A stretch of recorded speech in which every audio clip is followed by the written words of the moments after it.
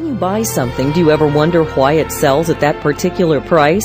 Few individual consumers feel they have any influence over the price of an item. In a market economy like ours, however, all consumers, individually and collectively, have an influence on the price of all goods and services.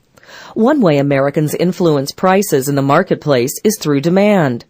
If you are interested in the prices you pay for goods and services, or why some people earn higher salaries than others, you will be interested in learning how demand works. What is demand?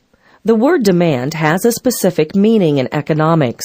It refers to the desire, willingness, and ability to buy a good or service.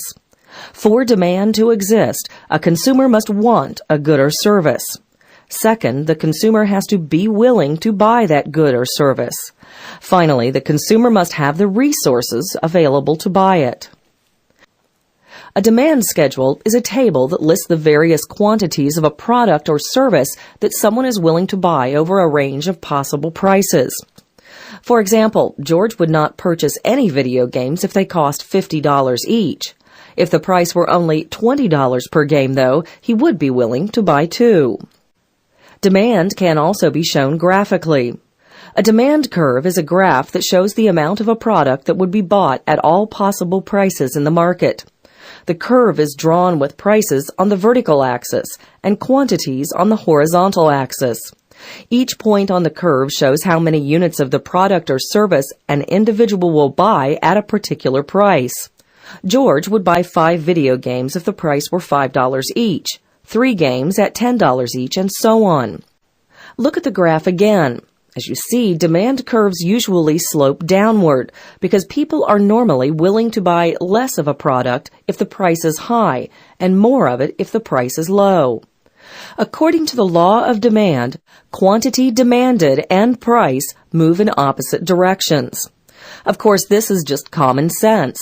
Think about your own buying habits. Aren't you more interested in buying more of something when the price is lower than when the price is higher? So far, we have been looking at only one person's demand for a product or service.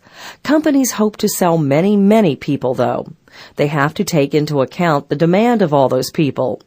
They are interested in the market demand, the total demand of all consumers for their product or service. Market demand can also be shown as a demand schedule or as a demand curve.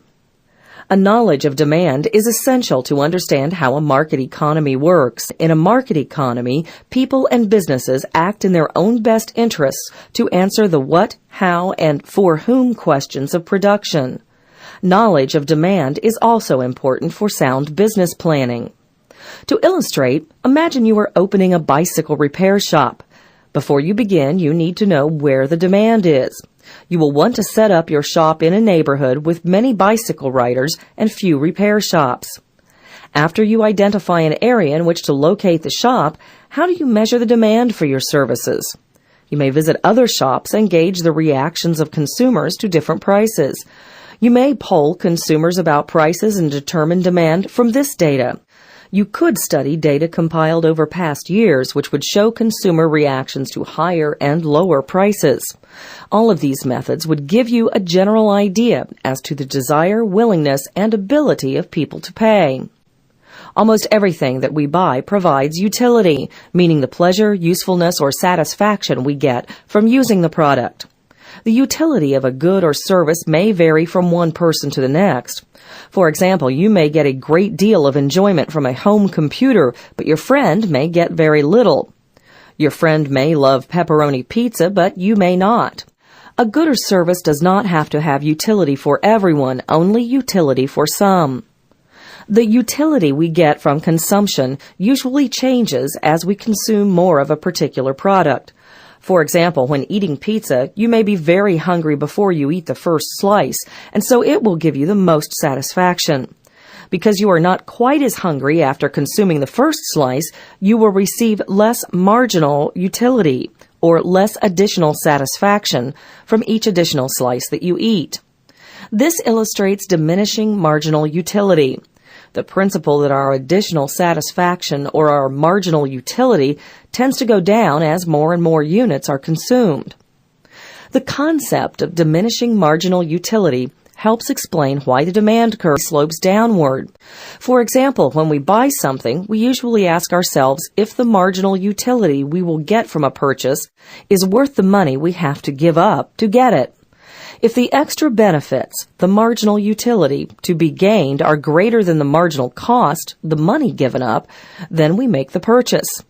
If the additional benefits are less than the extra costs, we do not make the purchase, and we keep the money instead.